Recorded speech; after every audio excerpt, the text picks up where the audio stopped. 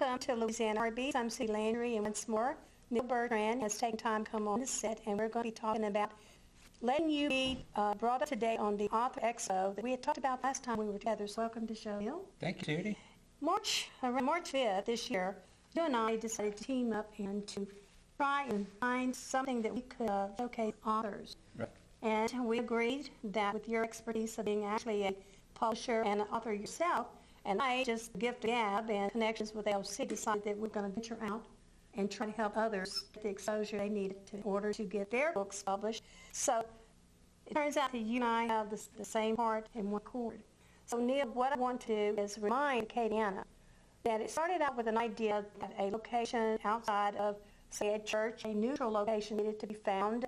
But again, who had all the finances these days to really go and rent buildings and all this? But only God, who is the center of this vision of ours, intervened on our part. And then that center out of Grand Coteau, Louisiana, we discussed March 5th, altered their building, which is a community outreach center, for us to showcase an author. We decided we would try and just fill the water, test the water, so to speak. So Neal and I decided to go ahead and do an event, and we showcased Neal. We had many books that you've helped the people publish, plus your own.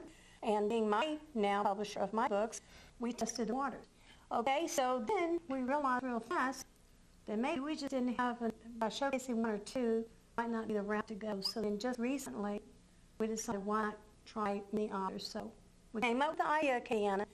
This place has 14 tables and chairs. Most of the time, an author has to bring their own tables. They have to bring chairs.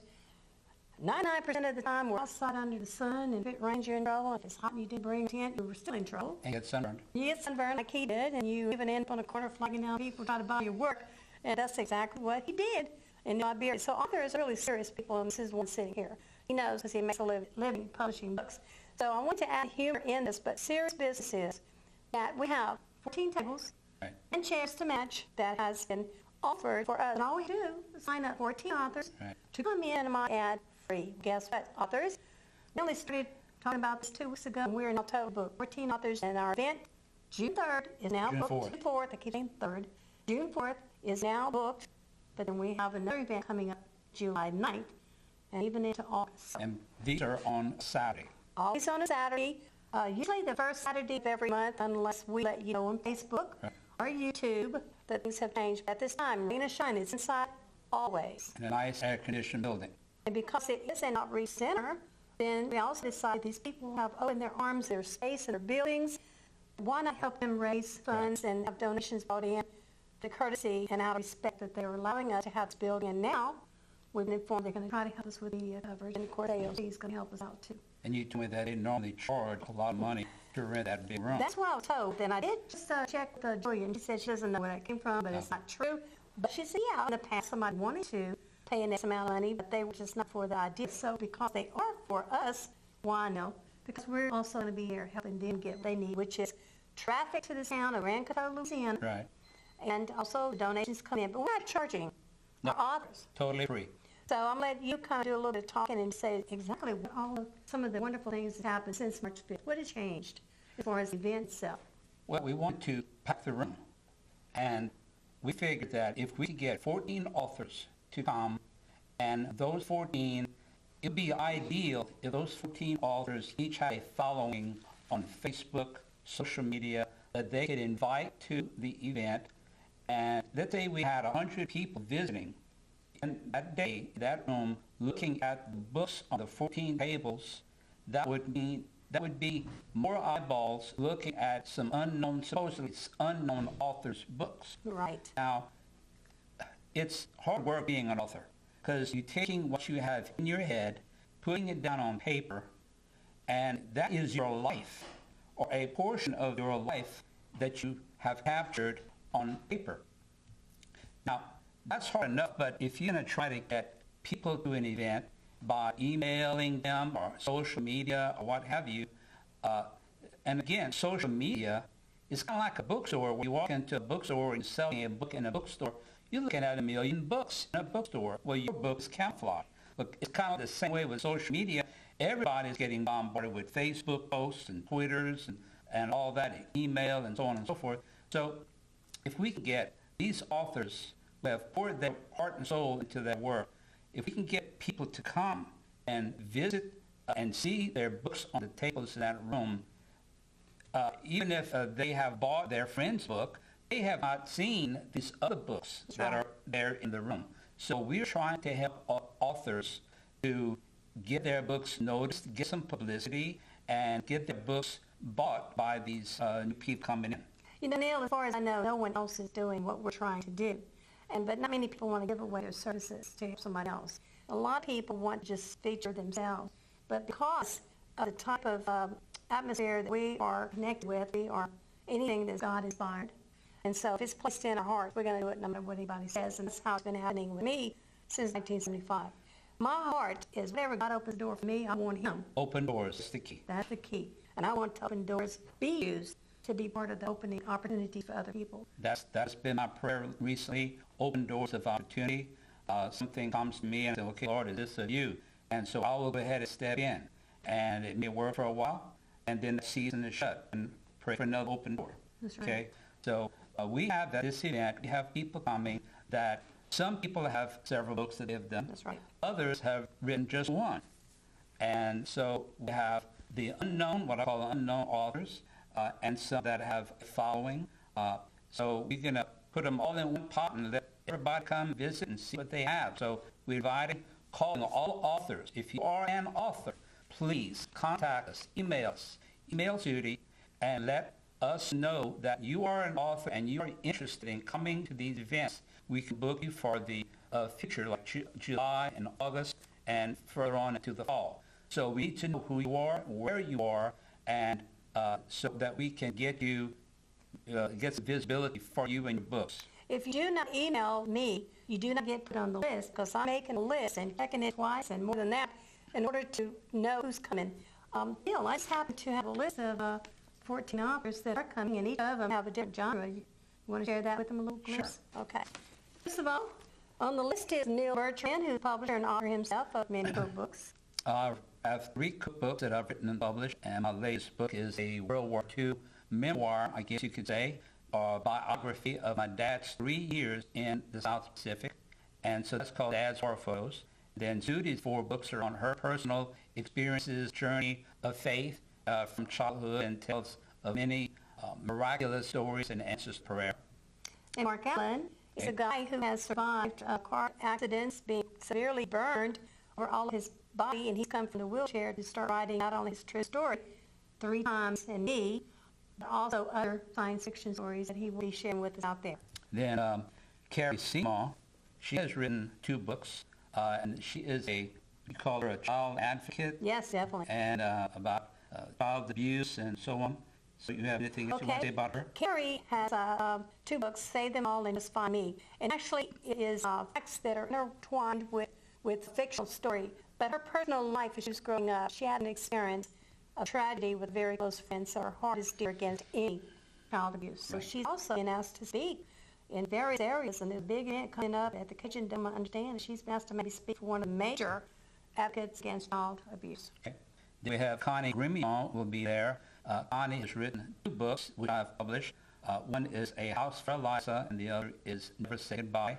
And she has written both of these under her pen name, which is her actual maiden name of Constance Moniz. Her father owned Moniz Lumber Company way back in the 40s and 50s. And then we have Greg Fauché. You want to talk about Greg? Greg Fauché has recently been, he took vice president of the Writers Guild, which was Neal, who backed away so he could do what we're doing now. Right. And so we're all involved in the Writers Guild. Greg has written a book, science fiction, and it's got a twist to it that he has made. Actually, he science fiction and an alien, but it's not your gory alien. It's actually on the spiritual side. So you got to read that book to really know what's going on. Then Susie Perry, she wrote a book on how to cook with black pine pots. Black pot cooking, and also has a genealogy in it. She has a genealogy book too. Now, Deborah LeBlanc. Now, Deborah LeBlanc is an author of several books, right? That's right, any series. So she is, I'll call her a celebrity. Yes. I've never met her, but you're friends with her. Yes, I want to plug it real good. Deborah LeBlanc has written many stories, and she also, and to give you an idea what her stories are, all based basically with facts inside of it, but it's on the rim of paranormal. She is a paranormal investigator. She writes stories kind of like that, based on fact, but fiction created. She also has a business in our area, in the Broussard area. But the most important thing I just discovered about Deborah, not only is she an author, but she is part of a big literary incorporated adventure that she created. Fright Trail is a yearly haunted house event that happens on Cameron Street here in Lafayette, Louisiana. That would be in Scott. In Scott. I'm saying Lafayette. You're right. In Scott, Louisiana. Right on the Scott Road. On the Scott Road. Well, until I interviewed her a few months ago, I didn't realize that this is not just a fundraiser. It is a fundraiser, major fundraiser that she uses all tickets that are purchased to go through this Fright Trail, which she has 20 acres. It's not 20 acres worth of scenery, I don't believe. But she takes all funds that are received from this, or the majority of it, and turns around and purchases reading material to donate when she has plenty. Go and do a speaking engagement at the school of her choice, and she issues out these op-eds for the last time that she said. And what she does not set up an engagement to speak any school until she has gathered all of the items, and she uses most of the funds from this Fright Trail. So instead of just being a fun to go to thing, I said, well, no, I don't go to stuff like that. But because of the story of taking the money and helping somebody else continue to encourage kids to read, I'd be interested in myself getting tickets and giving it away so people would get a credit to help her out in her vendors. So Deborah is the lady of many things. Now, next one is Lauren Bello, a young lady. I think she's 11 years old right now, Neil, and I've been interviewing her actually 6 years, so that'd be about right, because she's a little bitty thing. Lauren Bello is the youngest author in Louisiana, and she's written, as far as I know, books. The first one's Meet Lauren, and she goes around to schools, and she speaks to schools, and she's maybe 11 years old. Okay, interesting. And then our friend Cherie Carlton. Cherie Carlton is also, she has a very unique book. I understand it. It is about trying to live daily with multiple personalities. She has a book called I Am We. And in this book, she shares some of the personalities with the personalities called alters. Has even written a couple of things she said in this book. Originally, I read the manuscript and then I read the rest of the book. And it just gives you a glimpse without getting into too much gory detail of the horrible child abuse that she went through. And yet, when you see her today, she's high energized and she's working through it on a daily basis. And can function. And can function. And when she is around you, you know she's there. Because she just goes all over the place. But Cherie is going to share her, basically a little glimpse into her life as a multiple personality person. And next on the list is Mr. Leroy Dugas. I've been knowing Mr. Leroy for many years, and he was the head of the Oil Center Post Office for many years. He was the top supervisor at that post office. He retired, and one day he was out in his yard or in the field near his house, and he disrupted a hornet's nest. Ooh, goodness. The hornets attacked him, and he was stung over 300 times, brought to the hospital, and almost died. But he survived, and according to what the doctor said, he is the only person in the world that they know of that has survived over 300 hornet attacks at one time. He, when I talked to him on the phone, he said, and more. This is a medical miracle, but he said, and I just wrote all kinds of stuff in there, all true, he says. Yeah, so, yeah. So he's quite a man. How old is he? He is, I would say, at least 80. Okay, I remember asking him because he was just so high energy on the phone, you know, so. He's a tiny man, but packs a lot of power. And he's ready to talk and share. Oh, yeah, he likes to talk. And then our friend Linda Moe, who is you call her she worked for a newspaper. She has written many newspaper stories over the years, and she has written a book. You want to say what that is? It's in it. I'm not sure if it's her heritage. What is it about? Town? Broussard. About Broussard? About Broussard and different people in Broussard that made the town famous, and she plans on writing about other towns doing the same thing. Okay. She's also an artist, and she's becoming very well known with that also. In fact, I was excited today. Linda didn't think she was going to be able to be part of this, and just so happened she ended up calling and says, look, I think I'm going to make time. I want to be a part of this, so that was really exciting. So Linda is going to be with us on June 4th. Okay. And then the Writers Guild of Acadiana will have a table there. That's right, and the historian is going to be in charge of that table. The Writers Guild of Acadiana is an organization that meets the last Tuesday of every month, and Neil and I are both, of course, involved in that. And so the historian has agreed to come and be a part of this table. She's going to take all the items that we have created, and they will be available for purchase if people are interested. It's one of the books that Neil did for us, short stories. We had a competition, turned it into an anthology book, which is a collection of many awesome stories from people who were not published until this book got published. So, and then from there, we have different projects. We had cookbooks, and so it's interesting. We're going to share with you what people who want to become authors can be involved in, and even people who did want to be authors became published authors with the anthology. So. Right. Okay. Then we have Mr. Mel LeCompte. He will be there, and he has written at least 2 to 3 books. Huh? He has written I can never remember that. Chardon. That's the one I couldn't remember. Chardon. Mel LeCompte is an accomplished, actually award-winning journalist. In the past, he's also a teacher, still teaching. And Mel is a cartoonist. Mel has written 2 children's books that I know of. Ice Cream Cow, Timmy the Terrible Turtle. Okay, and he put his humor in there. But what's so amazing, Neal, is in the back of the Terrible Turtle book, he has brought out some of the pictures and actually places inside of little towns that are famous that we didn't even know about. Okay. So it's an educational tool also. So, and then Sharp and Iron, of course, is about football. So. All right. And then we have, I met a friend of mine this past Saturday. We were Facebook friends for many years. And her name's Carola Hartley, and she has written 2 books. Both of them are Opelousas. One is Opelousas Tales, one is Opelousas Firsts. And so it's kind of up in the air if she'll be able to come to this one, but she will be there eventually. But she's not local. She's actually in Louisiana, but she is a local person, an Opelousas native, so to speak, but she was in New Jersey for many years. Then she moved back down to Louisiana, living in North Louisiana. Well, I just understood that we have maybe now 4 minutes left in the show, but I want to bring up that we just finished interviewing another author who cannot come to the June 4th event, Terry L. Bethea. She's created what's called the ARC series, and she has some very interesting children's books that have morals and issues and how to overcome different things. She herself is just retired from teaching many grades in the schools. So she cannot make the 4th event coming up with the expo. She does plan on coming in August. So we're already booking in July 9th, so if you would be interested in being on the list for July 9th, please contact us by email. One of the emails up there that you'll see. Neal will be sure to get me information, or vice versa. I'll keep him updated. Right. And let's tell them where this is at. Let's talk about who it is. The location is the Finstead Center in Grand Coteau. And the address, I'll tell you how to get there. If you're coming from I-49, come into Grand Coteau. At the only stoplight in Grand Coteau, you're going to turn left. That's Church Street. You can go down about 300 yards. You can pass up a red brick church. Then across the driveway from that, next to the church, is a 2-story building called the Finstead Center. This is where they accept donations of lightly used clothing, non-perishable goods, paper products like bathroom tissue, paper towels, toys. So they are accepting these to give to the poor people, the less fortunate people of Grand Coteau, in the Grand Coteau area. So it's, 268, I think? Church Street. Yes. And it's very easy to find.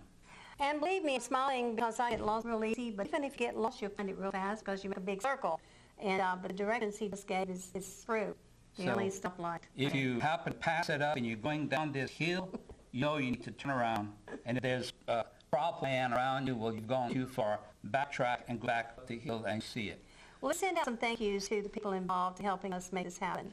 Julia Richard. Yes. And the board of Finstead Center. That's we right. want to thank you very much for this opportunity, and we're excited that they're getting excited and increasing their media help. Okay. And all authors who register, and the kitchen staff that offers to do bag lunches, and of course all the donations that people will bring out appreciation for us having this place free, and also we're not charging you anything. And to all media and anyone else who can help share us on Facebook, we really would be grateful for that also. But right now we're going to go ahead and end the show, and so I want you to know that we are on the air every Tuesday night. They changed our time. Every Monday night at 9 p.m. We're on there talking about things like this, and I want to thank Neal coming back in today, helping me update people on this author expo that's going to happen every month. So every month from 10 to 2 at the Finstead Center in Grand Coteau, the first Saturday, there will be something happening there. If something else gets added to that, we will be making sure that you get your information. And we thank you for tuning in today. Until then, be blessed. And thank you, Lee. Thank you very much, Neal, for coming on. Thank you. I almost called you a different name, huh? Yeah.